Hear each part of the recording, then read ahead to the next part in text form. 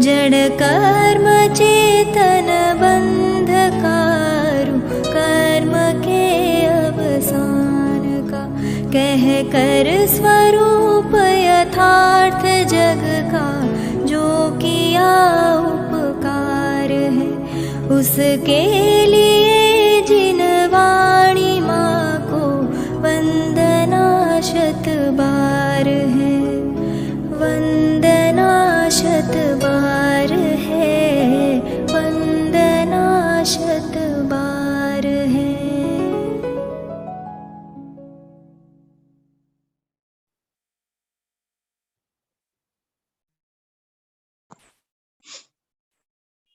प्रणम्य सर्व विज्ञान महास्पद्मुरुश्रियम् निर्धूत कल्मषं वीरं वक्ष्ये तत्त्वार्थवार्तिकम्।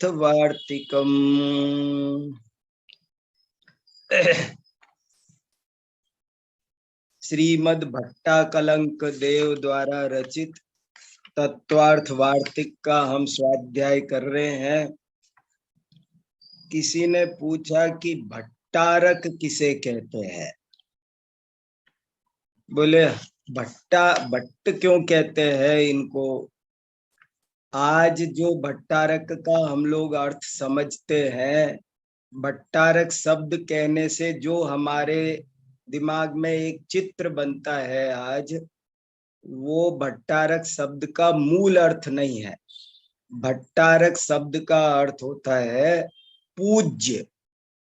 भगवान महावीर को पुराने ग्रंथों में कई जगह परम भट्टारक लिखा है। मूल ग्रंथों में भगवान महावीर को परम भट्टारक लिखा है।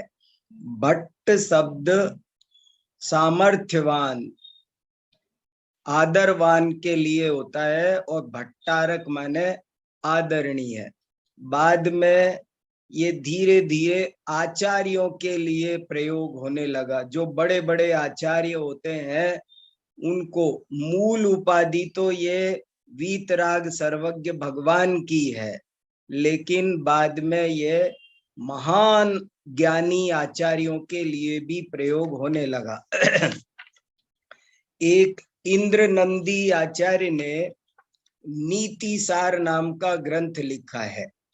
उसमें 18 नंबर का श्लोक है, सर्वशास्त्र कलाभिज्ञो नाना गच्छा विवर्धकः महामना प्रभाभावी भट्टारक इतिष्यते। बहुत प्राचीन श्लोक है। आचार्य कैसे होते हैं? और लिखा कि जो ऐसे आचार्य होते हैं, जैसे आचार्य अनेक प्रकार के होते हैं, उनमें से जो ऐसे आचार्य होते हैं उनको भट्टारक कहते हैं। कैसे?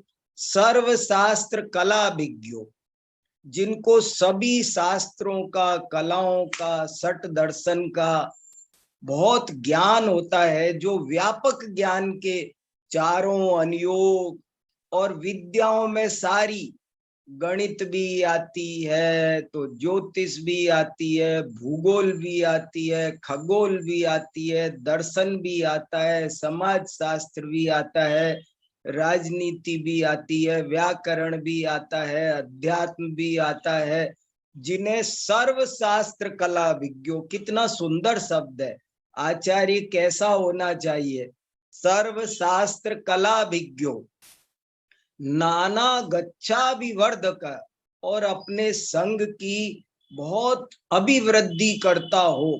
बड़े बड़े आचार्य हुए हैं जो रोज 4 नए जैन बनाया करते थे। बहुत जीवों को इस संसार रूपी भट्टी में से बाहर निकालने की जिनमें सामर्थ्य होती है। गजानाम पंक मग्नानाम गजा इव धुरंधरा। हाथी कीचड़ में फंस जाए तो कोई बकरी नहीं बाहर खींच सकती, उसके लिए बलवान हाथियों का झुंड चाहिए। ऐसे ही मोह के कीचड़ में फंसे हुए जीव, उनको बाहर निकालने की ताकत किसी किसी में होती है, नहीं निकाल पाता लोग हर आदमी, तो जो निकाल सकते हैं उनका नाम है भट्टारक।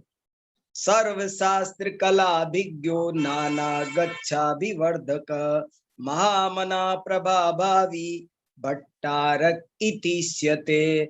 जो बहुत प्रभावना करते हैं, जिनके निमित्त से बहुत प्रभावना होती है, जो सर्वशास्त्र कलाओं के ज्ञाता होते हैं, जो नाना प्रकार से अपने जिन संग का अभिवर्धन करते हैं, उन्हें भट्टारक कहते हैं। तो इसलिए यहाँ पर भी भट्टारक का ऐसा ही अर्थ समझना। भट्टारक माने बहुत सर्वशास्त्र कलाओं के ज्ञाता, परम पूज्य। तो हम परम पूज्य आचार्य अकलंक देव के द्वारा रचित तत्वार्थ वार्तिक का स्वाध्याय कर रहे हैं। आज एक और बहुत महत्वपूर्ण बात, आज हमारे पास तत्वार्थ सूत्र का जितना भी ज्ञान विज्ञान उपलब्ध है, वो अगर आप बारीकी में जाकर देखेंगे तो वो सब राजवार्तिक की देन है।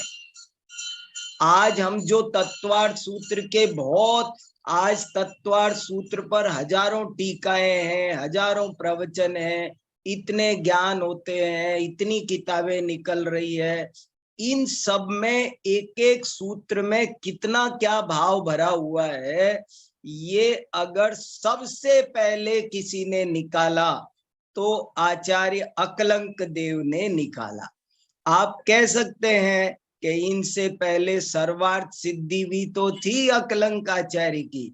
हाँ थी, उसका भी बहुत उपकार है, परम उपकार है, लेकिन वो छोटी बहुत है। सर्वार्थ सिद्धि एक सूत्र की एक एक पैरा में, दो दो पैरा में बहुत सारग्राही है, उसमें इतना खुलासा नहीं है। जैसे पहला ही सूत्र है तो वहां पर 10 लाइनों में है बस। सर्वार्थ सिद्धि में पहले सूत्र की व्याख्या 10 लाइनों में, और यहाँ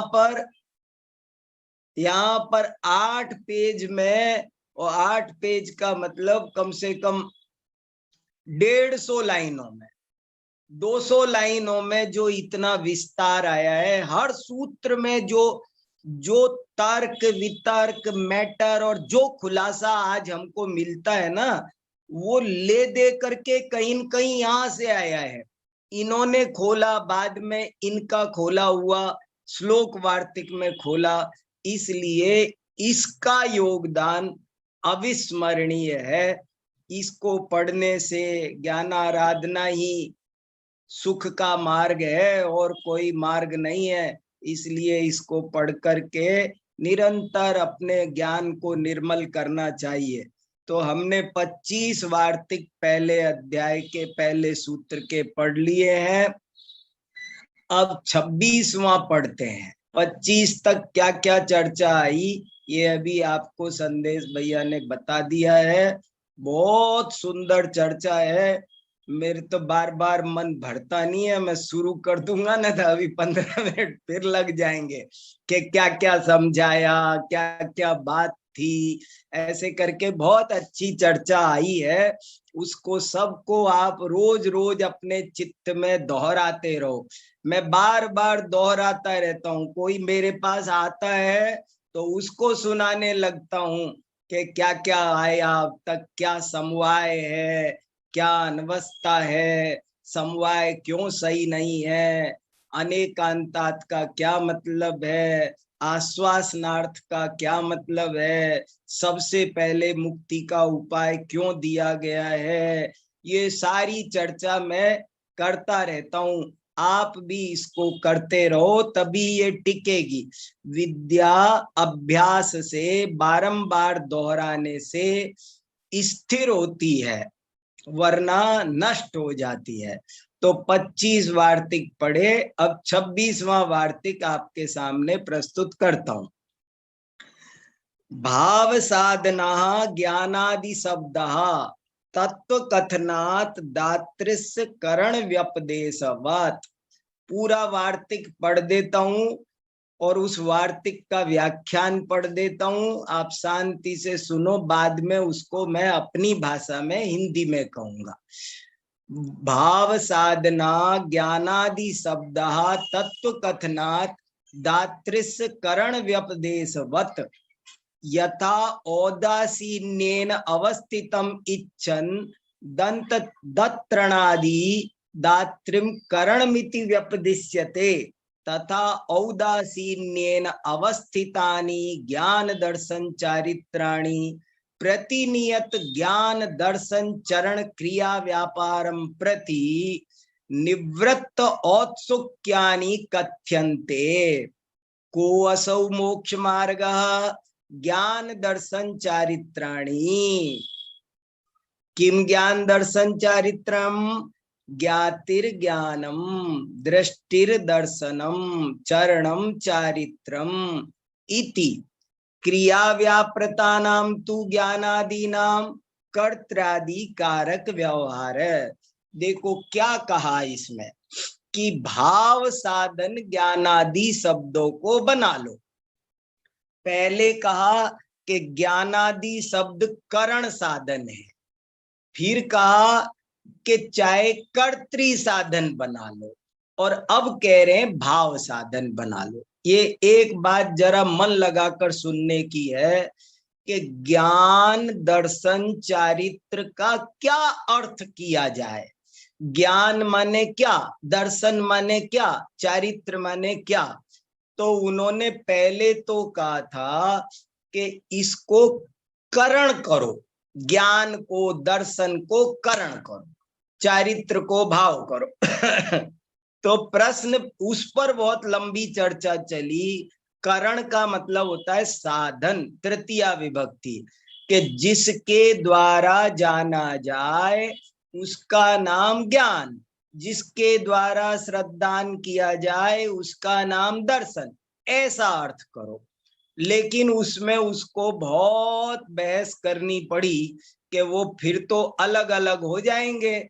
जैसे देवदत्त परशु से लकड़ी काटता है अथवा हथौड़ी से पत्थर तोड़ता है, तो हथौड़ी अलग है और पत्थर देवदत्त अलग है, परुषा अलग है, देवदत्त अलग है। ऐसे ही आत्मा ज्ञान से जानता है, ऐसा कहेंगे, करण साधन करेंगे तो आत्मा में और ज्ञान में भेद सिद्ध होगा। वो चर्चा बहुत लंबी चली कि नहीं, वो भेद नहीं है, वो तो कहने का तरीका है। जैसे कि हम कहते हैं अग्नि उष्णता से जलाती है, तो उष्णता अलग हो और अग्नि अलग हो ऐसी बात नहीं है, वो सब भाषा का खेल है, पर दोनों में भिन्नता नहीं है। ऐसे करके बहुत लंबी 10-12 वार्तिकों में चर्चा चली। अनवस्था आएगा, संयोग समवाय में अंतर नहीं बनेगा, समवाय ही सिद्ध नहीं होगा, भेद माने कि अभेद माने, तो बोले ज्यादा ही कुछ है तो अनेकांत से इसका समाधान करके वो बात पूर्ण की। फिर इसके बाद कहा कि अच्छा तुमको करण साधन मानने में दिक्कत है तो तुम कर्तृ साधन मान लो। अब ये दूसरी व्युत्पत्ति है। देखो, 3 चीजें हमेशा काम आएगी, एक करण साधन, एक कर्तृ साधन और एक भाव साधन। करण साधन में ज्ञान शब्द का अर्थ होगा, ज्ञान माने क्या, वो जिसके द्वारा जाना जाता है उसे ज्ञान कहते हैं। एक परिभाषा ये करण साधन से हुई। और कर्तृ साधन से परिभाषा क्या बनेगी कि जो जानता है, जो जानने रूप क्रिया का करता है वो ज्ञान है, तो ये कर्तृ साधन बना। और वो कह रहे हैं कि तुम्हें और भी दिक्कत है तो भाव साधन बनाओ। तीनों तरह से बनाकर बताया और उसमें कोई विरोध नहीं है, ये सिद्ध किया। ज्ञान दर्शन शब्दों का अर्थ करण साधन भी कर सकते हो, कर्तृ साधन भी कर सकते हो और भाव साधन भी कर सकते हो, कोई दोष नहीं है। बात की जैसी वस्तु स्थिति है वैसी समझना जरूरी है। तो बोले भाव साधन करेंगे तब क्या अर्थ होगा कि जब भाव साधन करेंगे तो अर्थ होगा ज्ञातिर ज्ञानम, दृष्टिर दर्शनम, चरणम चारित्रम, ऐसा अर्थ हो। माने जानना ही ज्ञान है। देखो बहुत महत्वपूर्ण बात है, दर्शन ज्ञान चारित्र मुक्ति का उपाय है। तो ये स्पष्ट होना जरूरी है कि दर्शन माने क्या, ज्ञान माने क्या, चारित्र माने क्या। तीन अर्थ निकल रहे हैं। एक अर्थ निकल रहा है कि जो जानता है उसका नाम ज्ञान है। एक निकल रहा है कि जिससे जानते हैं हम वो ज्ञान है। और एक निकल रहा है कि जानना मात्र, जानना क्रिया, जानने रूप पर्याय, वो ज्ञान है। तीन अर्थ हो गए, एक द्रव्य अर्थ है, एक गुण अर्थ है, एक पर्याय अर्थ है। जब कर्तृ साधन करते हैं तो उसका अर्थ द्रव्य है, जो जानता है। और जो जब हम करण साधन करते हैं तो उसका अर्थ गुण निकलता है कि जिससे जाना जाता है। और जब हम भाव साधन करते हैं तो पर्याय अर्थ निकलता है कि जो जानना मात्र है वो ज्ञान है। लेकिन इन्होंने सिद्ध करके बताया कि कैसे भी कहो तीनों बातें समुचित है, उनमें दोष नहीं है। क्यों? अनेकांतात। दोष क्यों नहीं है? अनेकांतात। अनेकांत सिद्धांत को मानने वालों के यहाँ तीनों व्युत्पत्तियों में कोई दोष नहीं आता है। ये अभिप्राय 26 नंबर के वार्तिक का हुआ। अब मैं पढ़ता हूं 27 नंबर का वार्तिक। व्यक्ति भेदादयुक्तम इति चेत न एकार्थ शब्दान्यत्वात् व्यक्ति भेद गते स्यादेतत् ज्ञानम आत्मा इत्ययुक्तम।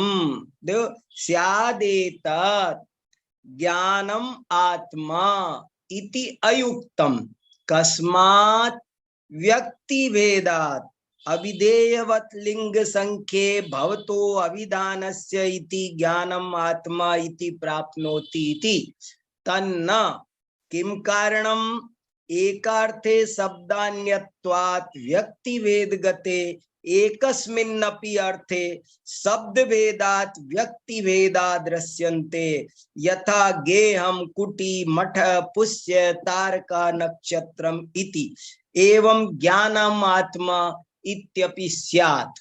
क्या कहा इस 27वें सूत्र में, 27वें वार्तिक में कि हे महाराज, आपने तीनों तरह से घटा दिया, ज्ञान को, दर्शन को, कर्ता, करण, भाव। तो जब कर्ता कहेंगे तो ज्ञानम आत्मा ऐसा बनेगा, लेकिन उसमें तो व्यक्ति भेदादयुक्तम इति चेत। व्यक्ति माने लिंग, व्यक्ति माने लिंग, संख्या के ज्ञान में और आत्मा में आप ज्ञानम आत्मा कैसे कह सकते हो? ज्ञानम इसका लिंग नपुंसक है, आत्मा इसका लिंग पुल्लिंग है। तो दोनों एक अर्थ नहीं वाले नहीं बनेंगे, दोनों के अर्थ अलग अलग बनेंगे। दोनों में अंतर है, दोनों का लिंग एक होना चाहिए था। ज्ञानम आत्मा यदि कर्तृ साधन करें तो ज्ञान और आत्मा दोनों को एक लिंग का होना चाहिए। तो बोले नहीं, एक लिंग का होना जरूरी नहीं है। ऐसा कोई व्याकरण का नियम नहीं है कि सारे पर्यायवाची एक लिंग वाले हों। दुनिया में जितने भी शब्द भंडार में शब्द हैं वे भिन्न भिन्न लिंगों के होते हैं, फिर भी पर्यायवाची होते हैं। कैसे? तो उन्होंने एक उदाहरण दिया, गेहम कुटी मठ चाहे कि गे, कभी कहते हैं गेह, कभी कहते हैं कुटी और कभी कहते हैं मठ। गेह नपुंसक लिंग है, मठ पुल्लिंग है और कुटी स्त्रीलिंग है। गेहम कुटी मठ, तो गेह कहो, कुटी कहो, मठ कहो, ये तीन शब्द हैं। तीन का लिंग अलग अलग है, लेकिन फिर भी तीनों एक अर्थवाचक है, कोई उनमें भिन्नता नहीं है। ये देखो ऊपर ही ऊपर आपकी स्क्रीन पर चौथी लाइन में लिखा हुआ है आखिर में, गेहम कुटी मठ, गेह कुटी मठ। ये ऐसे ही आगे लिखा है, पुष्य तारका नक्षत्रम, के पुष्य तीनों शब्द पर्यायवाची है। पुष्य माने भी नक्षत्र, तारका माने भी नक्षत्र और नक्षत्र माने भी नक्षत्र, लेकिन पुष्य शब्द पुल्लिंग है, तारका शब्द स्त्रीलिंग है और नक्षत्र शब्द नपुंसक लिंग है। लेकिन फिर भी इन ये न्यारी न्यारी चीज नहीं है, एक ही है। ऐसे ही ज्ञानम आत्मा एवं ज्ञानम आत्मा इत्यपि स्यात्, इस तरह से ज्ञान भी ज्ञान आत्मा है, ये कथन भी समीचीन है। कोई ये कहे कि ज्ञान ही आत्मा है, दर्शन ही आत्मा है, चारित्र ही आत्मा है, तो ये दो सदोष कथन नहीं है, निर्दोष कथन है। ये 27वां वार्तिक हुआ। अब 28वां वार्तिक आया, एक अच्छा सा, देखो महत्वपूर्ण, उसकी चर्चा करते हैं। बहुत सुंदर वार्तिक है। ज्ञान ग्रहणम आदौ न्याय्यम तत्पूर्वकत्वात् दर्शनस्य। देखो बड़ा रोचक है, सबको समझ में आएगा, बड़ी सरल बात है, बहुत सरल पर बहुत ज्यादा महत्वपूर्ण बात। के वार्तिक क्या कह रहे, ज्ञान ग्रहणम आदौ न्याय्यम। आदौ माने आदौ, आदौ माने आदि में, शुरुआत में, प्रारंभ में, सबसे पहले, सबसे पहले ज्ञान का ग्रहण करना न्याय्य था। न्याय्य माने न्याय संगत। सबसे पहले महाराज आपने जो ये बनाया सूत्र दर्शन ज्ञान चारित्राणी मोक्ष मार्ग है, तो ये तो गड़बड़ कर दी आपने। पहले ज्ञान लेना चाहिए था, ज्ञान दर्शन चारित्राणी ऐसा लिखना चाहिए था। ज्ञान ग्रहणम आदौ न्याय्यम तत्पूर्वकत्वात् दर्शनस्य, क्योंकि ज्ञान पूर्वक ही दर्शन होता है, ज्ञान पूर्वक ही दर्शन होता है। आह इह ज्ञान ग्रहणम आदौ। प्रकाश चंद जी अभी 2 मिनट बाद बात करेंगे, 10 मिनट बाद आपका प्रश्न लेंगे। आह इह ज्ञान ग्रहणम आदौ न्याय्यम कुतः तत्पूर्वकत्वात् दर्शनस्य यत पदार्थ तत्वोपलब्धि पूर्वकम श्रद्धानम। कितनी बढ़िया बात कही। शंकाकार की शंका है, ये प्रश्न है कि पहले आपको ज्ञान लेना चाहिए था सूत्र में, दर्शन तो बाद में होगा ना, जाने बिना श्रद्धान कैसे होगा। ज्ञान जानकर श्रद्धान होता है, ज्ञान पूर्वक श्रद्धान होता है, इसलिए आपको पहले ज्ञान लेना चाहिए था। और 29वां भी वार्तिक बहुत बढ़िया है, इससे जुड़ा हुआ है। अल्पाच तरत्वाच, बोले अल्प अच वाला होने के कारण भी ज्ञान को पहले लेना चाहिए। अच माने क्या होता है, संस्कृत भाषा में अच शब्द का मतलब होता है स्वर। जैसे जिसको अपन कहते हैं स्वर व्यंजन, जिसमें स्वर कम हो उसको कहते हैं, उस शब्द को कहते हैं अल्पाच तरत्वात्, के उस ज्ञान में कम स्वर हैं, कम अक्षर हैं, कम मात्राएं हैं और दर्शन में ज्यादा मात्राएं हैं। तो कम मात्रा वाले को पहले लेना चाहिए। ये भी एक नियम है संस्कृत व्याकरण का। कोई भी शब्द हम बोलते हैं, दुनिया में भी देखो ये चर्चा चल रही है क्रम की। जब भी हम कोई शब्द बोलते हैं तो उसमें किसको पहले रखना, किसको बाद में रखना, इसका एक पूरा विज्ञान है। एक दिन कभी इस पर चर्चा कर सकते हैं हम बहुत विस्तार से। क्रम विज्ञान, कौन 3 लोक होते हैं तो उनमें कौन पहले नंबर पर आएगा, कौन दूसरे पे आएगा, क्यों आएगा, सबका एक कारण है। ऐसे ही नहीं कोई भी आ जाता है। 5 इंद्रियां हैं तो उनका क्रम का कोई औचित्य है। 10 धर्म है तो उनके औचित्य, उनका कुछ औचित्य है। बंध के 5 कारण, उनका कोई औचित्य।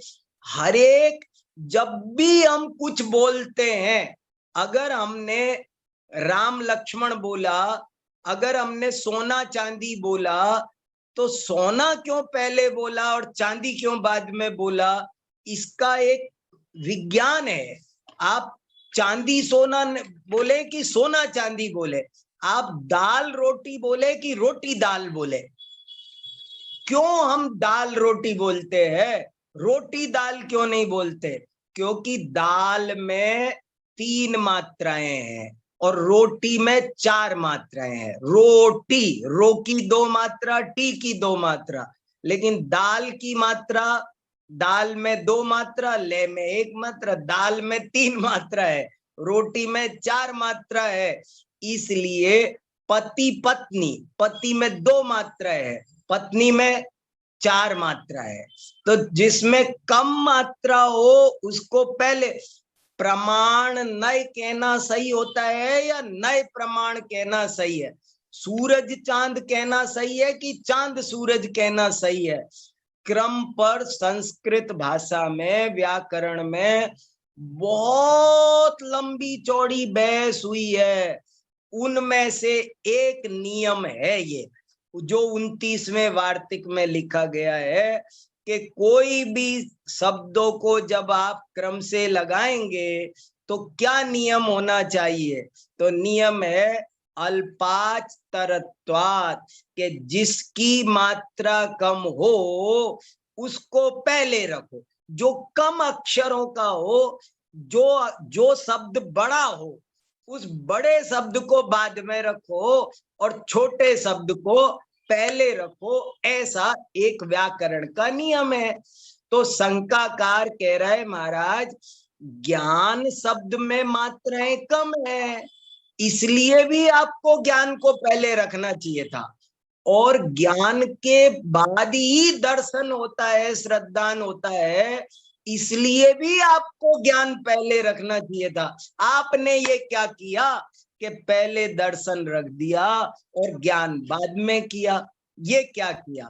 तो बहुत बढ़िया उत्तर है, वो उत्तर भी आपको सुनाता हूं, उसके बाद आप सुनाना।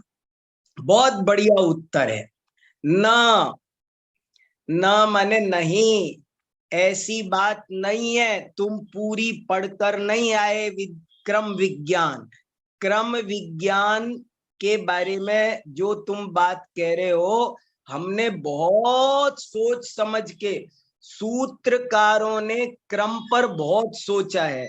तत्वार्थ सूत्र के 357 सूत्रों में से 200 सूत्रों में ये चर्चा आई है कि ये क्रम क्यों रखा पहले। प्रमाण नयैरधिगमः, तो बोले आपने नए प्रमाण क्यों नहीं लिखा, प्रमाण नए क्यों लिखा? ऐसे हर जगह चर्चा, हर सूत्र में ये बहस हुई है कि ये शब्द पहले क्यों, ये शब्द बाद में क्यों, इसके बाद ये क्यों, इसके बाद ये क्यों। 7 तत्व हैं तो जीव के बाद अजीव क्यों, अजीव के बाद आश्रव क्यों, आश्रव के बाद बंध क्यों, बंध के बाद संवर क्यों, संवर के बाद निर्जरा क्यों। इन सब का क्रम है, जरा सा भी किसी को इधर उधर नहीं कर सकते, ऐसा सुगठित प्रतिपादन है। यहाँ उसी की चर्चा हो रही है। ना उभयोर युगपत प्रवृत्ते, के देखो भाई, उभयोर युगपत प्रवृत्ते, पहले तो तुमने ये कहा कि ज्ञान पहले होता है और श्रद्धान बाद में होता है। सो ऐसी बात नहीं है। उभयोर युगपत प्रवृत्ते, उभयो माने दोनों की, ज्ञान और दर्शन दोनों युगपत एक साथ होते हैं, ऐसा नहीं होता। अब ये गजब की बात है, क्रांतिकारी बात है, ये बहुत बड़ी क्रांति है कि ज्ञान और दर्शन दोनों एक साथ होते हैं। प्रकाश प्रतापवत, प्रकाश और प्रताप में अंतर समझ रहे हैं? प्रकाश माने उजाला, प्रताप माने उष्णता। जैसे कोई दीपक जलाओ तो दो काम होते हैं, प्रकाश भी फैलता है और प्रताप भी फैलता है।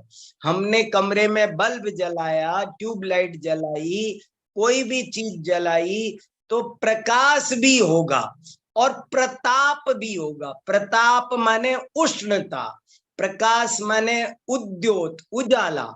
तो बोले जैसे प्रकाश और प्रताप दोनों एक साथ होते हैं, आगे पीछे नहीं होते हैं, उसी तरह श्रद्धान और ज्ञान ये दोनों भी एक साथ होते हैं, आगे पीछे नहीं होते हैं। तुमने पहले जो ये कहा कि पहले ज्ञान होगा फिर दर्शन होगा, सो ठीक नहीं है ना। उभयोर युगपत प्रवृत्ते प्रकाश प्रतापवत न एष दोषः कुतः उभयोर युगपत प्रवृत्ते कथम प्रकाश प्रतापवत यथा सवितु, सवितु माने सविता माने सूर्य, यथा सवितु षष्ठी विभक्ति एक वचन, यथा सवितु घन पटलावरण विगमये,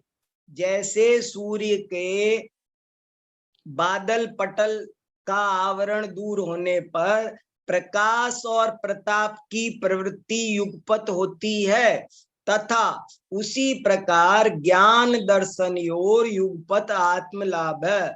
उसी तरह ज्ञान और दर्शन दोनों का युगपत आत्मलाभ होता है, एक पहले एक पीछे, ऐसा नहीं। तो पहले तो हे शंकाकार भाई, तू अपनी बात वापस ले कि पहले ज्ञान होता है बाद में श्रद्धान होता है, दोनों साथ साथ होते। कितनी सुंदर चर्चा की, देखो। तथा ज्ञान दर्शन योर युगपत आत्मलाभ तद यथा यदा, बहुत बढ़िया स्पष्ट, ये बहुत क्रांतिकारी बात है और बहुत समय लगा के सोचने लायक है। यदा दर्शन मोहस्य उपसमात क्षयोपसमात क्षयात्वा, तीन तरह का सम्यक दर्शन होता है ना, इसलिए उपसम क्षयोपसम क्षय तीनों लिखा। दर्शन मोह के उपसम से, क्षयोपसम से अथवा क्षय से आत्मा सम्यक दर्शन पर्यायेण आविर्भवति, तदैव तस्य मति अज्ञान श्रुताज्ञान निवृत्ति पूर्वकम मति ज्ञानम श्रुत ज्ञानम च आविर्भवति, कि जब सम्यक दर्शन होता है दर्शन मोह के क्षय उपसम या उपसम से, तभी वास्तव में सम्यक मति ज्ञान श्रुत ज्ञान भी आविर्भवति, प्रकट होते हैं। इसलिए पहली बात तो तुम्हारी ये कट गई कि वो ज्ञान पहले होता है, इसलिए उसे पहले रखो। और तुमने दूसरी बात कही कि कम अक्षर हैं इसलिए ज्ञान को पहले रखो, तो उसका भी उत्तर देते हैं 31वें वार्तिक में, वो भी सुनना जरूरी है, बहुत महत्वपूर्ण चर्चा है। कि तुमने कहा कि ज्ञान में कम अक्षर है इसलिए उसे पहले रखो, ये नियम है व्याकरण का। सो तुमने ये बात ठीक कही, ऐसा नियम है, जिसके कम अक्षर हो उसे पहले रखना चाहिए, तुमने ये कहा, सो सत्य कहा। लेकिन इसके बाद एक इसके भी भारी नियम है आगे, वो तुमने नहीं पढ़ा। बोले क्या? कि दर्शनस्यैव अव्यर्हितत्वात्, के दो नियम है अल्पाचतरत्वात्, जिसमें कम अक्षर हो उसे पहले रखो। लेकिन वहीं जो क्रम विद्या सिखाई गई है, तुम अधूरी सीख कर आए हो, वहां पर दूसरा नियम ये सिखाया गया है। पहला नियम सिखाया गया कि जिसमें कम अक्षर हो उसको पहले रखना, लेकिन बाद में सिखाया गया कि कम और ज्यादा की बात बड़ी नहीं है, जो उन दोनों में से पूज्य हो, अभ्यर्हित, अभ्यर्हित माने पूज्य, जो बड़ा हो, आदरणीय हो, पूज्य हो, उसको पहले रखना। जैसे ये बहुत महत्वपूर्ण है, जो नीली लाइन आपके सामने स्क्रीन पर दिखाई दे रही है, अभ्यर्हितत्वात्। अभ्यर्हितत्वात् माने, अभ्यर्हित माने पूज्य। कौन शब्द पहले लगाना और कौन शब्द बाद में लगाना, इस पर 200 सूत्रों में बहस हुई है, क्रम पर बहुत लंबी चौड़ी बहस हुई है। तो एक कायदा तो ये है कि जिसमें कम अक्षर हो उसको पहले लगा देना।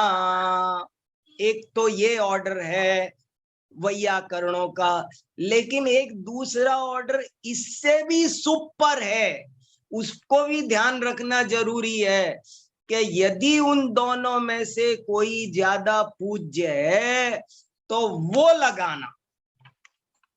जो ज्यादा पूज्य है, जिसमें भले अक्षर ज्यादा हो लेकिन वो बड़ा, जैसे दुकानों के नाम रखते हैं, बड़े बड़े दुकानों के नाम रखते हैं कि भाई, जैसे मान लो कोई दुकान का नाम है रामकिशन ताराचंद जैन, रामकिशन ताराचंद जैन स्टोर।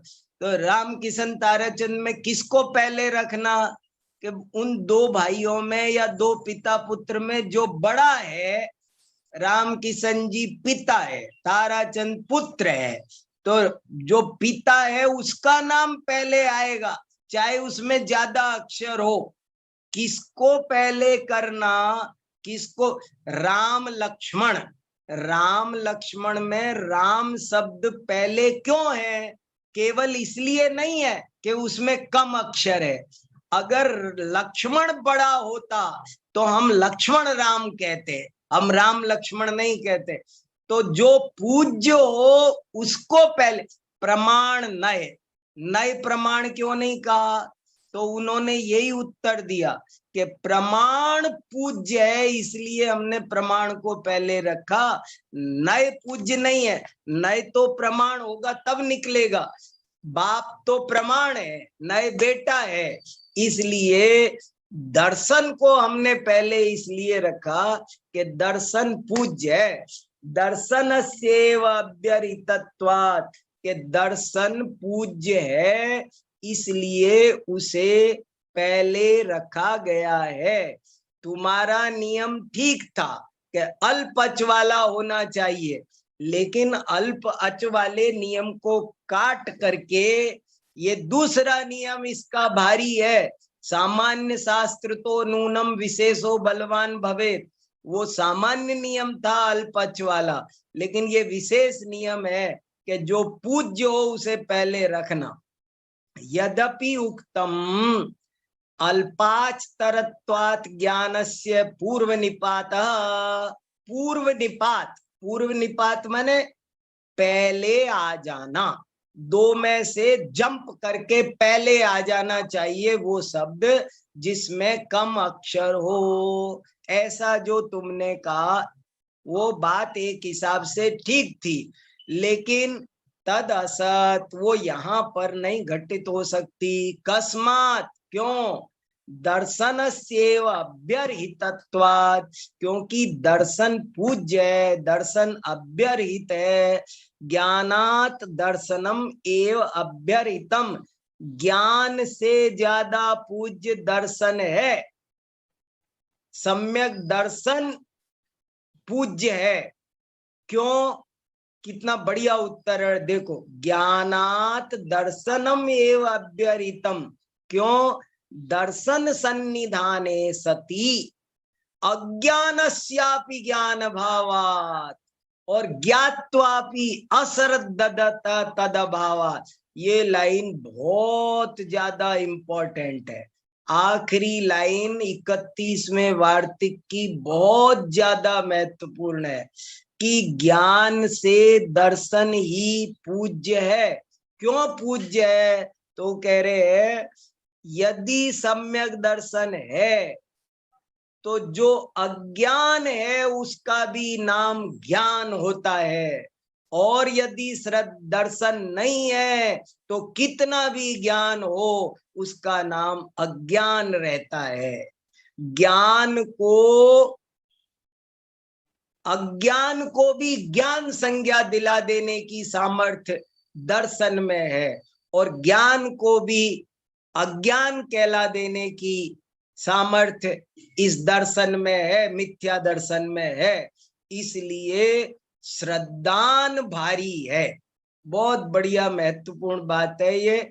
ज्ञानात दर्शनम एव अभ्यर्हितम, ज्ञान से दर्शन ही विशेष पूज्य है।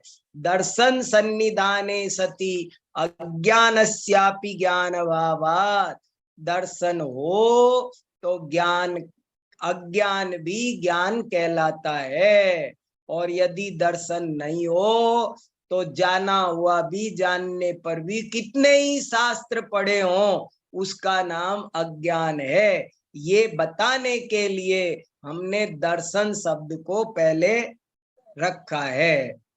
अब बताओ आप लोग कौन क्या कह रहे थे? प्रकाश चंद जी क्या कह रहे थे? अब कहो भैया। जी हाँ, प्रकाश जी बोलिए।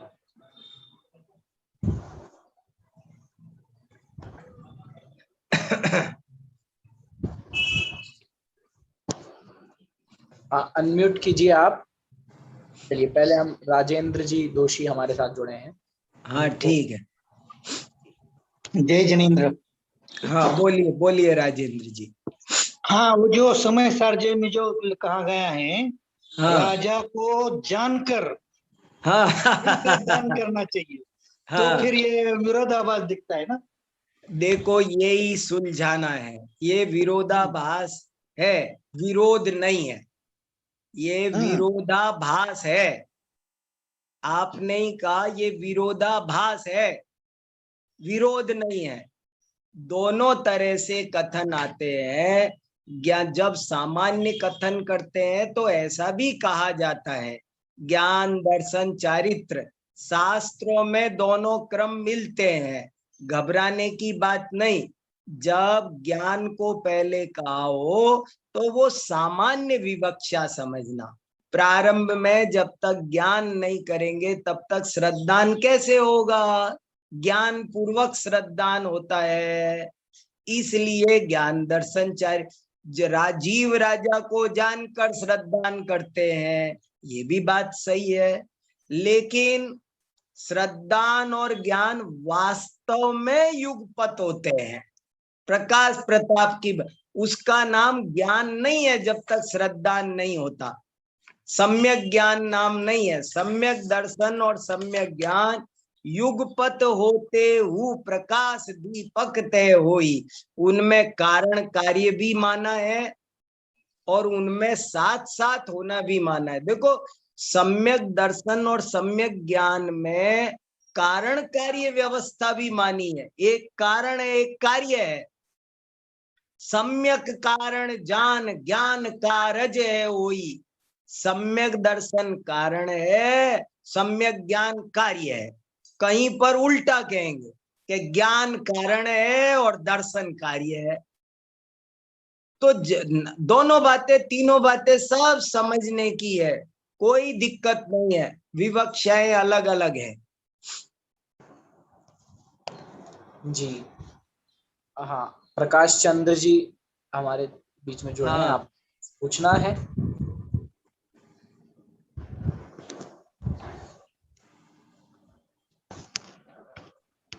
हाँ, आपका हैंड रेज हुआ था। हाँ कोई बात नहीं, नहीं पूछना है तो कोई बात। किसी को कुछ भी कहना हो, कोई विशेष अर्थ पूछना नहीं हो, बताना हो तो भी बताओ। कि भाई हमको ये और विशेष भाषित हुआ, ये वार्तिक पढ़े, इसमें ये विशेष भाषित हुआ। जो चर्चा आज हुई उसमें आप अपनी तरफ से कोई बात जोड़ सकते हैं। सब स्वाध्याय करने वाले अपन सब साधर्मी बैठे हैं, तो आपस में एक दूसरे को बताओ, मुझे एक बात ये भी विशेष समझ में आ रही है। आप लोगों को भी बोलना चाहिए, बोलने से बहुत लाभ होते हैं। मैं ये जानबूझ के थोड़ा समय बचाता हूँ। एक तो बहुत विशेष लाभ होता है। आप भी उस बहाने आप अपने ज्ञानावरण कर्म का चेयोपचम कर सकते हो कि हमको ये, आप भी जो ज्ञान बांटोगे तो आपको ज्ञान दान का पुण्य लगेगा, आपको चीज स्पष्ट भी होगी। मुझे जैसे पढ़ाने से लाभ हो रहा है वैसे आपको भी होगा। इसलिए उसको जो प्रकरण चल रहा है उसे पहले से पढ़ लिया करो, ध्यान से सुन लिया। और कोई भी बात भाषित हुई तो मुझे यहाँ पर एक और खास बात भाषित हो रही है, वो आपको बहुत अच्छा रहेगा। जाने कौन किसके उपयोग में क्या विशेष अर्थ भाषित हो जाए, इसलिए मैं ये समय बचाता हूँ जानबूझ के। और मैं ये सोचता हूँ कई दफे कि कोई नहीं पूछेगा ना, तो मैंने भी 20-25 प्रश्न लिख रखे हैं कि जिस दिन मौका लगेगा मैं पूछूंगा फिर। जी भाई साहब, जय जिनेन्द्र। हाँ सुनाओ साहब। भाई साहब, इसमें अपन संयोग ज्ञान और दर्शन में संयोग संबंध और भी लगा सकते हैं ना, घटित कर सकते। अब कैसे लगाओगे संयोग संबंध? जैसे जी, संयोग संबंध की परिभाषा बताओ। अपन लोगों ने बहुत चर्चा की अभी थोड़ी 2-3 कक्षा पहले के संयोग संबंध और समवाय संबंध। समवाय संबंध तो समवाय संबंध तो कुछ है नहीं जी। समवाय संबंध कुछ सिद्ध नहीं होता है। वैशेषिक दर्शन मानता है, लेकिन जैनाचार्यों ने बहुत ऊहापोह करके ये निष्कर्ष निकाला कि समवाय नाम की कोई चीज सिद्ध नहीं होती है। बिल्कुल बराबर। और जो संयोग संबंध है वो 2 द्रव्यों में होता है। अच्छा अच्छा अच्छा। तो ज्ञान और दर्शन में संयोग संबंध कहना भी उचित नहीं है। तो अविनाभावी कह सकते हैं। हाँ, अविनाभावी कह सकते हैं। सम्यक दर्शन सम्यक ज्ञान दोनों अविनाभावी है। अविनाभावी है, सहभावी है। अविनाभाव भी 2 तरह का होता है जी। एक क्रम भावी, एक सहभावी। सह अविनाभाव 2 तरह का होता है, एक क्रम भाव नियम और एक सहभाव नियम। तो सम्यक दर्शन और सम्यक ज्ञान इन दोनों में सहभाव नियम है। सहभाव का अविनाभाव नियम है। बहुत हिम्मत करके भाई साहब पूछा है बस। अरे क्या बात है, क्या हिम्मत करना। मैं भी हिम्मत करके ही राजवार्तिक पढ़ रहा हूँ जी। मैं तो भाई वार्तिक को पढ़ना, वार्तिकों से संस्कृत से बहुत मेरे को भी हिम्मत करनी पड़ रही है। ये तो आप सब लोगों का सपोर्ट है इसलिए पढ़ रहा हूँ। हालांकि मुझे कुछ आता नहीं है भाई साहब, लेकिन मुझे बस ये ज्ञात है कि ये मेरे हितकर है। नहीं ठीक है। अभी आखिरी शब्द पे जो लाइन लगाई थी, सिर्फ आखिरी शब्द के हितकर है, दर्शन हितकर है। जो ज्ञान अज्ञान को भी ज्ञान समीचीनता देता है। वो ही समझ के पढ़ा। नहीं ठीक है अच्छा है अच्छा है। इसलिए क्षमा करना अगर कुछ बात है। नहीं ठीक है बहुत अच्छा। जय जिनेन्द्र भाई साहब। जय जिनेन्द्र जी। ये जो प्रकरण है बहुत बार सभाओं में, स्वाध्याय सभाओं में चलने वाला प्रकरण है और इसको आज बिल्कुल मूल से पढ़कर बहुत आनंदित है। और आचार्य के ही शब्दों में इस प्रकरण का खुलासा हमने देखा। ज्ञान दर्शन का क्रम, दर्शन ज्ञान का क्रम टोडरमल जी साहब ने भी बहुत अच्छे से खुलासा 4थे अधिकार में किया है। तो वास्तव में दर्शन किस अपेक्षा से पूज्य बताया, दर्शन के कारण ही ज्ञान की परिणति बदल जाती है। ज्ञान जितना भी हो सब सम्यक हो जाता है यदि दर्शन सम्यक हो जाए। अनेक हाँ। उदाहरण के माध्यम से हम बारंबार समझते हैं। भले ही अप्रयोजनभूत कितना भी ज्ञान हो, कैसा भी हाँ। ज्ञान हो, परंतु एक विषय जो प्रयोजनभूत है उस पर श्रद्धा बदल जाने से वो पूरा हाँ। ज्ञान सम्यक हो जाता है। तो हाँ। ये प्रकरण पढ़ के बहुत आनंद आया, और हाँ। किसी को भी कहना हो तो आमंत्रित है। क्रम क्रम विज्ञान है ये, क्रम विज्ञान। क्रम, किसी भी चीज का कोई उच्चारण करना हो तो क्रम भंग कर दो तो दोष माना गया है बड़ा भारी। जैसे प्रश्न पूछा जाता है ना कि महावीर भगवान के माता पिता का नाम बताइए, और उत्तर देने वाले ने कहा कि राजा सिद्धार्थ और महारानी त्रिशला। तो उत्तर तो उसको कहा कि तुम्हारा गलत। बोले क्यों गलत? कि हमने पूछा था कि माता पिता का नाम बताओ तो पहले माता का बताना चाहिए, जो पूछा है वो पहले बताओ। अब देखो, माता पिता, माता में 4 मात्रा है, पिता में 3 मात्रा है, पर माता अव्यरितत्वात्। तो देखो कौन चीज पहले आएगी, इसका एक सिस्टम है। हाँ नवीन जी सुनाओ। बहुत अच्छा। जी जय जिनेन्द्र जी। जय जिनेन्द्र, बताओ। ये जो एक तो इसमें जो अभ्याहितत्वात् से जो शब्द आया जी, बहुत अच्छा लगा जी। हाँ, कि वो उसको भी पूज्य कर देता है, बहुत अच्छा। हाँ, बहुत ही सुंदर शब्द है, हाँ। अभ्यर्हितत्वात्। अरे ये याद रख लो इन शब्दों हाँ, को। ये तो याद करने लायक है जी। 2 शब्द याद कर लो, अल्पाचतरत्वात्, अभ्यर्हितत्वात्। कौन शब्द पहले आएगा? बोले जिसमें अल्पाच होंगे वो पहले आएगा। हाँ। सामान्य नियम। हाँ। लेकिन यदि उसमें से पूज्य को, ऐसा नहीं हो जाना चाहिए कि पूज्य पीछे रह जाए, पीछे रह जाए। हाँ, पूज्य पीछे नहीं रहना चाहिए। अगर ऐसे हो रहा है तो कोई बात नहीं, उस नियम को छोड़ दो, पूज्य को पहले लाओ। अच्छा, मुझे एक और पूछना था जी। जो जैसे आपने कहा ना जी, द्रव्य गुण पर्याय, तो उसमें कर्तरी, करण और भाव। तो भाव की जगह हम कर्म भी ले सकते हैं क्या? भाव की जगह कर्म भी ले सकते हैं क्या? कोई बात आपने बताया होगा, मेरे को दिमाग से उतर गया। हाँ, नहीं बताया था मैंने, और मैंने ये कहा था कि कुछ वहां पर मामूली सा कुछ फर्क है अकर्मक सकर्मक क्रियाओं में, वो मुझे ज्यादा ध्यान में नहीं है। लेकिन मुझे ऐसा लगता है ले सकते हैं। अच्छा, ठीक है। लेकिन यहाँ भाव माने पर्याय, जानन क्रिया, जो जानता है वो ज्ञान है।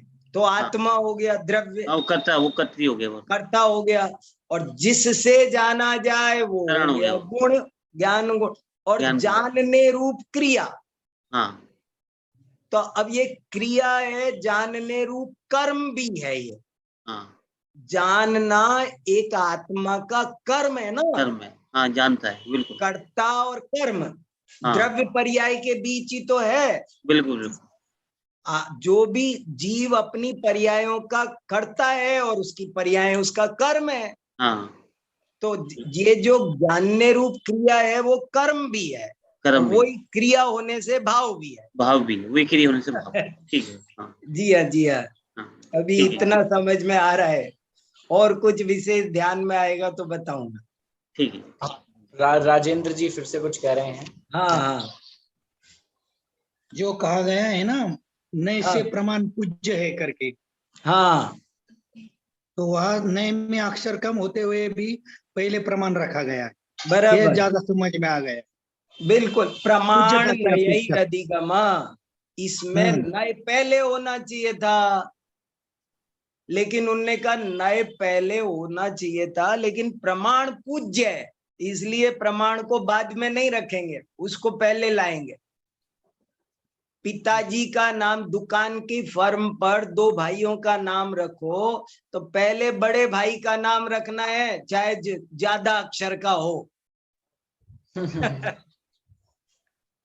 जी, जो दर्शन और ज्ञान के संबंध में बात आती है, आदरणीय भाई साहब भी कई बार ऐसी बात बताते हैं कि बहुत ज्ञान महत्वपूर्ण नहीं है, सच्चा ज्ञान महत्वपूर्ण है। वाह, सच्चापन है, वो सम्यकपन है, वो दर्शन के कारण होता है। वाह वाह वाह वाह। इसीलिए ज्ञानावरण का संबंध मोक्ष मार्ग से नहीं रखा, मोहनीय से ही सम्यक ज्ञान का निमित्त माना है। तो ये बात बहुत महत्वपूर्ण यहाँ से हमें समझ में आती है कि सम्यक ज्ञान कितना महत्वपूर्ण है। संदेश भैया हमारे साथ में विमला बहन जी हैं जी, वो कुछ कह रही हो तो सुनो जरूर, बहुत अच्छा लगेगा। जी,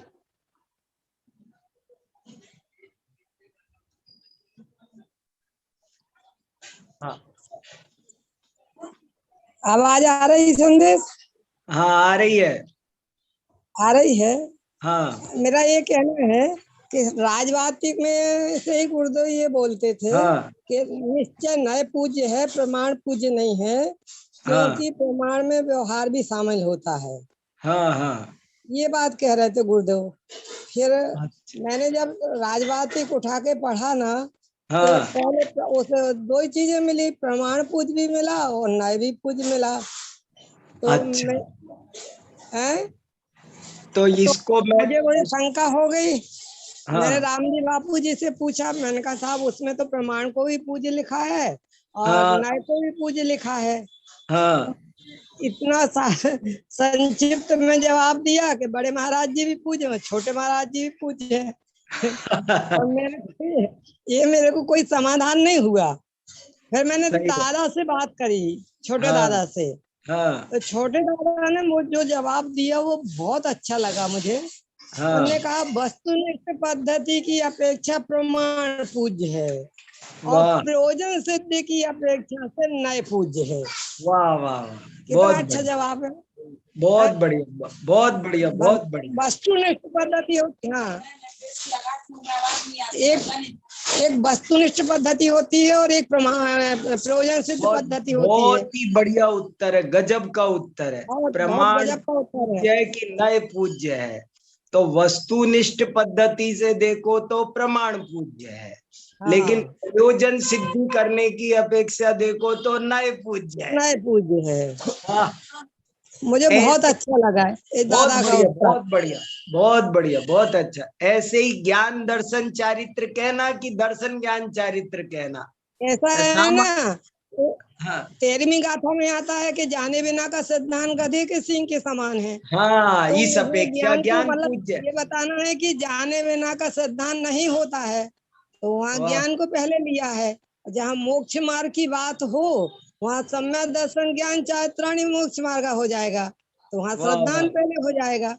तो वहाँ पूज्य पहला हो गया और वहाँ अल्पाक्षर पूजा पहले हो गया। दो ही अपेक्षा जिनवाणी में आती है। बहुत बढ़िया, बहुत अच्छा। ये बस मेरे को यही कहना था। नहीं, बहुत अच्छा, बहुत बढ़िया, बताया। बहुत बढ़िया, बहुत बढ़िया, बहुत अच्छा बताया, बहुत अच्छा बताया। चलो संदेश भैया जी, इस प्रकार आज हमने अपने मोक्ष मार्ग संबंधी अत्यंत महत्वपूर्ण प्रकरण, पहले तो कर्ता साधन, कर्तृ साधन और भाव साधन जो आचार्य ने कहा था कि हम तीनों में लगा सकते हैं, तो तीनों को भिन्न भिन्न वार्तिकों में ये सिद्ध किया कि किस तरीके से प्रश्न उठा के कर्ता साधन में, करण साधन में और भाव साधन में। फिर इसके बाद अभी ज्ञान और दर्शन के क्रम पर बात चली, जिसमें ये हमें पता चला कि वास्तव में तो युगपत होते हैं ज्ञान और दर्शन, और कार्य कारण की अपेक्षा भी कहा जाता है, लेकिन वास्तव में युगपत होते हैं। और विभिन्न व्याकरण के सूत्रों के माध्यम से भी उन्होंने ये सिद्ध किया कि दर्शन पूज्य है और ज्ञान को इसलिए बाद में रखा है, दर्शन के कारण ही ज्ञान सम्यक होता है। इस प्रकार आज हमने लाभ लिया। अभी जिनवाणी स्तुति।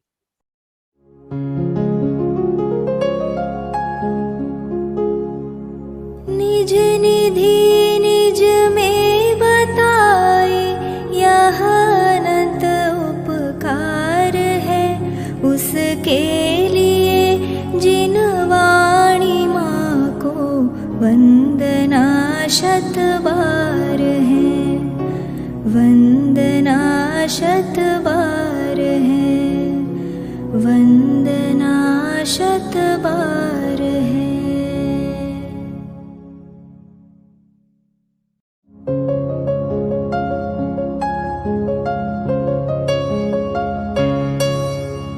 हे जिनवाणी भारती तो ही जपो दिन रैन, जो तेरी शरणा गहे सो पावे सुख चैन। जावाणी के ज्ञान ते सूझे लोकालोक,